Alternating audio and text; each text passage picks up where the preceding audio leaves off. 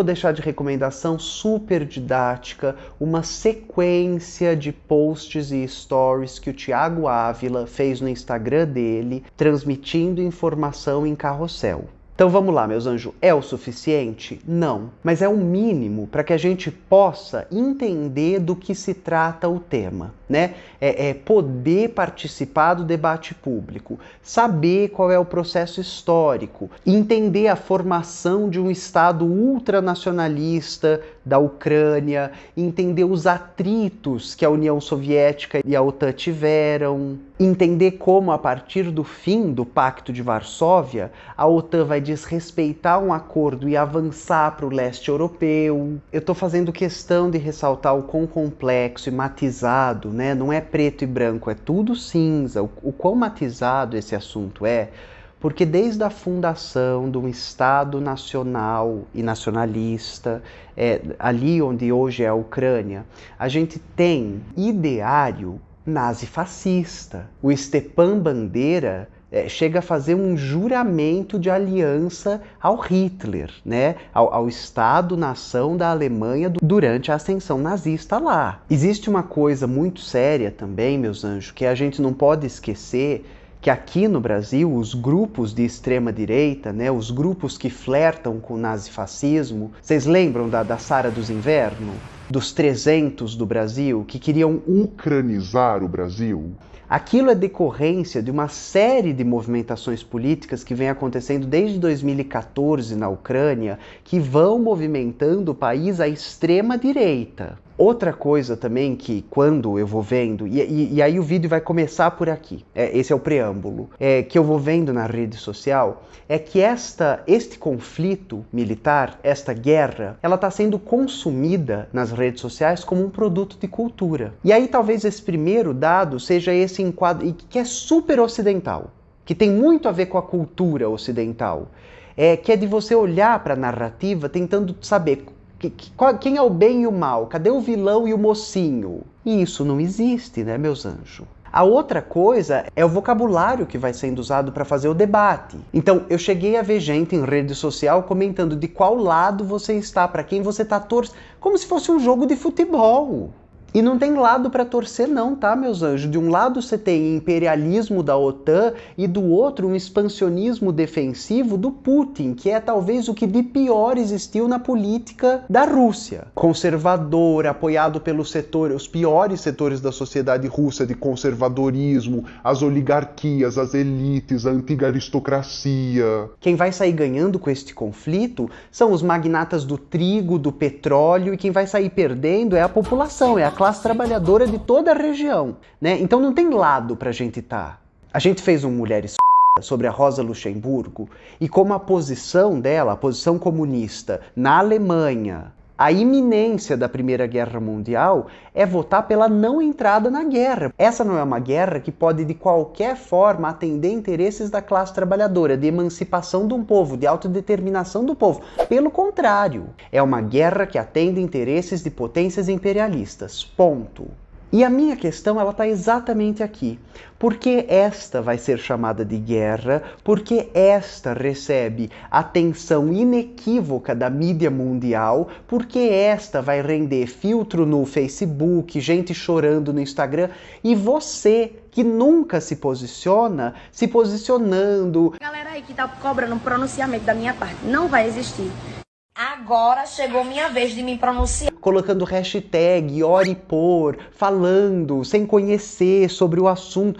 E todas as outras guerras que aconteceram no final do século passado e no início desse foram despercebidas por você. Então não adianta de nada chamar o outro lado de gado e agora está se comportando que nem massa de manobra da mídia hegemônica. Ainda voltando para aquele ponto, né, de como essa guerra está sendo consumida como um produto de cultura, e isso é um indicativo do nosso tempo, a gente teve a Jovem Clã usando imagem de um jogo de videogame para falar...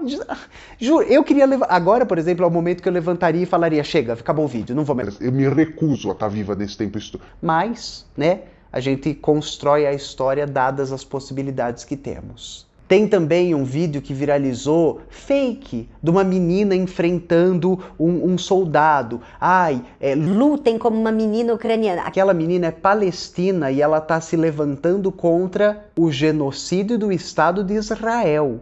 E mudaram aonde aquele vídeo aconteceu. Lembra lá no início que eu falo que é uma declaração de guerra, inclusive aos intelectuais que atendem a esses interesses? Vocês lembram de uma coluna recentemente publicada que colocava exatamente o que eu estou falando, como se fosse um filme de Bang Bang. Ó, aqui existe o covarde ex-agente da KGB contra o heróico comediante da Ucrânia. Meus anjos. E tem todo o frisson midiático, né, que está envolvido nisso. Ainda não cheguei no poder da ideologia, mas já estou falando sobre ele. O Infomoney fez manchete: Rússia versus Ucrânia, como se fosse uma partida de beisebol. Como investir seu dinheiro? Então a gente chegou a isso, né? Invista enquanto eles morrem. Há muito tempo aqui no Tempero eu produzi um vídeo chamado O Ódio como Política. E aí eu parto de uma obra de arte, né, de uma obra de cultura para falar sobre o tema.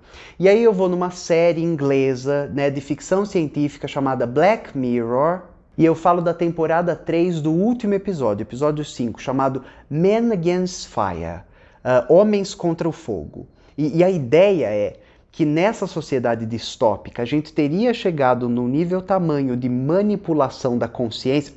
Vai ouvindo e vai pensando no agora. Um nível tamanho de manipulação da consciência que as pessoas matariam umas às outras não vendo um ser humano, mas uma barata, um bicho, um monstro. E aqui nós estamos falando sobre ideologia. Meus anjos e minhas anjas, vou mostrar tudo.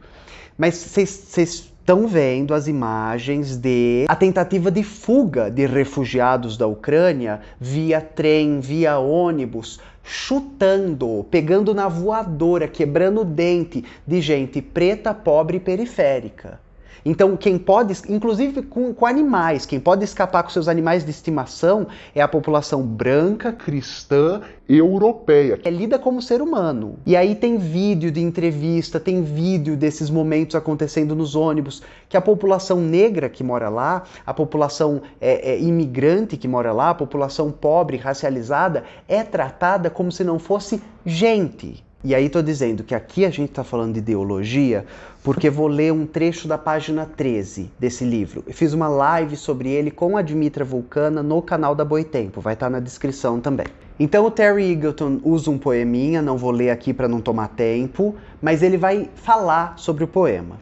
E aí ele diz o seguinte: o que induz homens e mulheres a confundirem-se, né, confundirem uns aos outros de tempos em tempos com deuses ou vermes, é a ideologia. Esse episódio, pelo qual a gente passa, ele tem um importante papel de escancarar pra gente do terceiro mundo, colonizadas, com a ferida colonial aberta, mas que tem dificuldade de entender porque vive sob um véu ideológico, e uma das funções da ideologia é fazer você torcer para o seu algoz, nos ajuda a ver o que significa colonialidade. Então houve uma profusão de âncoras de telejornais, repórteres europeus, franceses, ingleses, suecos, norte-americanos, falando em rede nacional abertamente que isso era impensável, né? Que isso aqui não é uma nação em desenvolvimento. Que isso aqui não é um terceiro mundo igual as Arábia, as Líbia, as Namíbia, os Azerbaijão da vida, né? Onde sempre tem uma gente marrom explodindo e sendo assassinada, sempre tem umas bombas, né?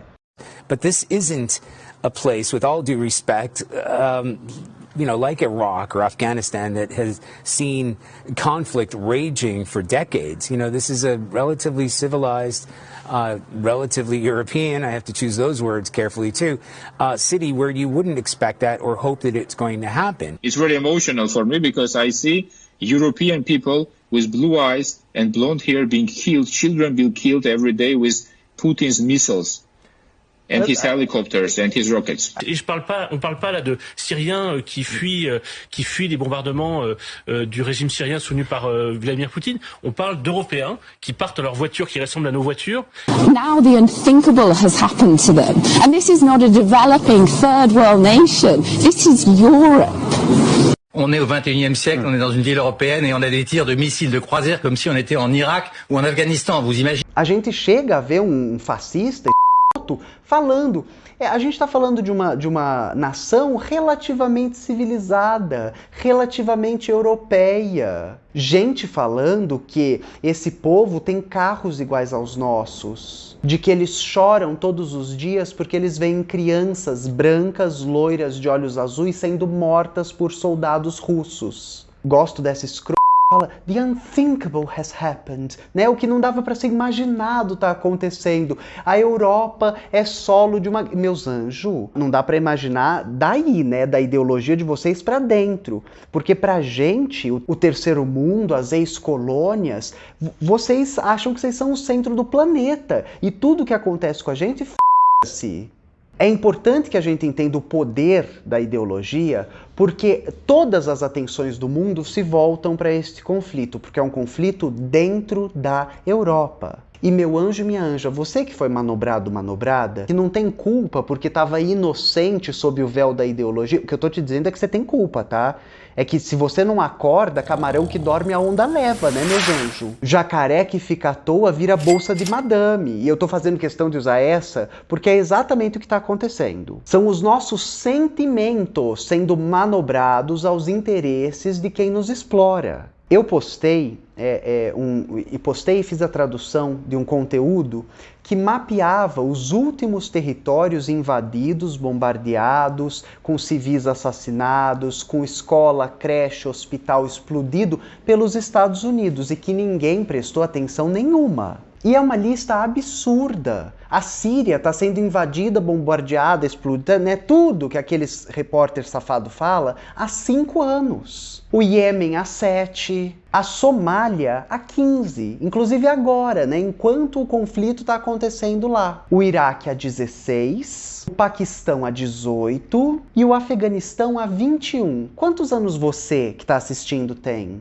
Você consegue entender que talvez você já tenha nascido num mundo onde estes territórios não são considerados países civilizados e por isso eles podem explodir? A Copa do Mundo ameaça uma sanção para a Rússia, né, por causa do conflito. E engraçado que os Estados Unidos e Israel nunca foram ameaçados com sanção nenhuma. Sobre sanções, estou deixando um vídeo da Sabrina Fernandes aqui. O ponto central de discutir com vocês o poder da ideologia é porque a gente é pego operando uma lógica que atende a um interesse sem perceber. E eu não estou te dizendo que você não se importa com vidas humanas. Eu estou te dizendo quais vidas humanas te ensinaram a se importar com. O Chavoso da USP, ele fez um post sobre a Guerra Civil Brasileira. Né?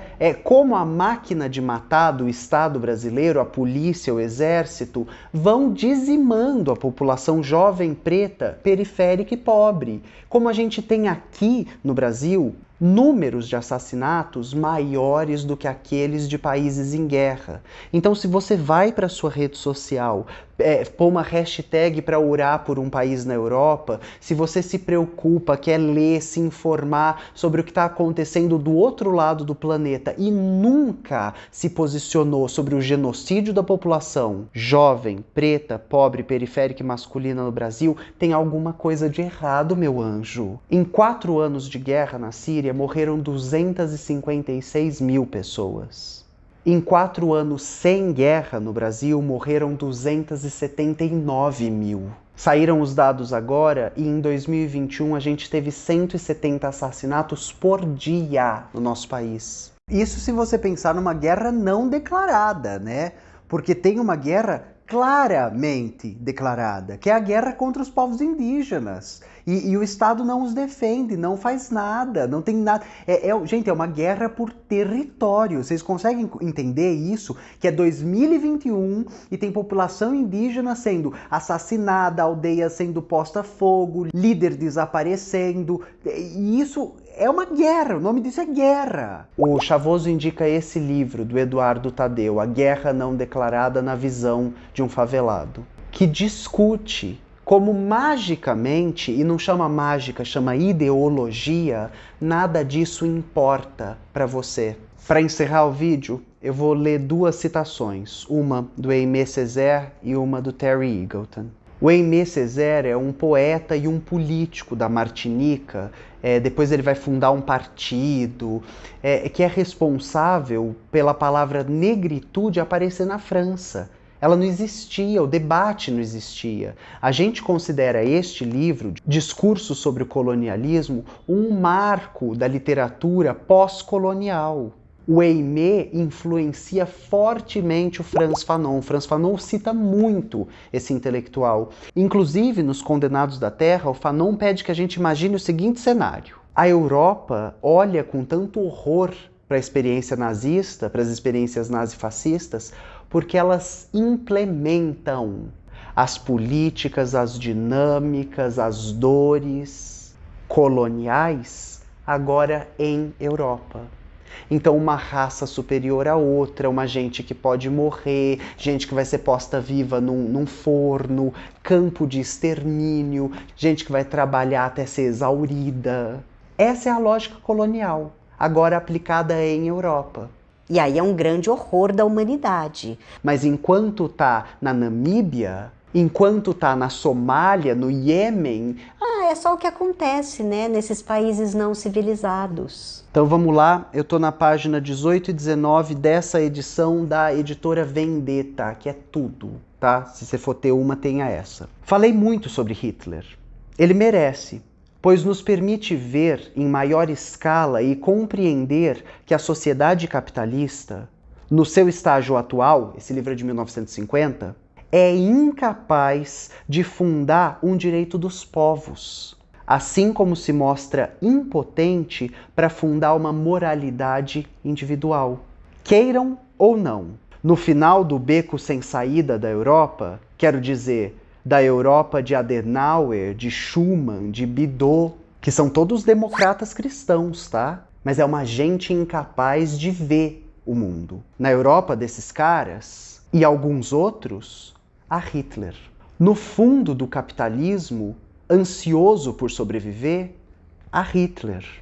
No fundo do humanismo formal e da renúncia filosófica, há Hitler.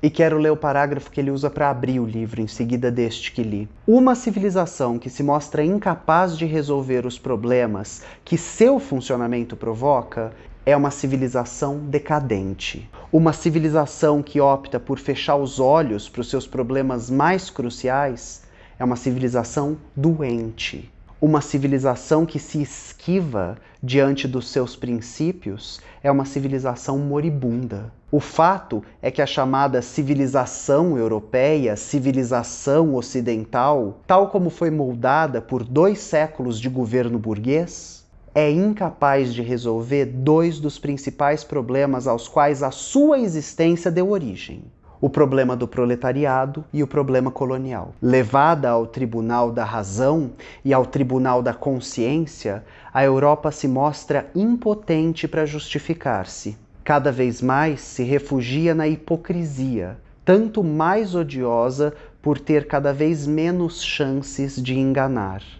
A Europa é indefensável.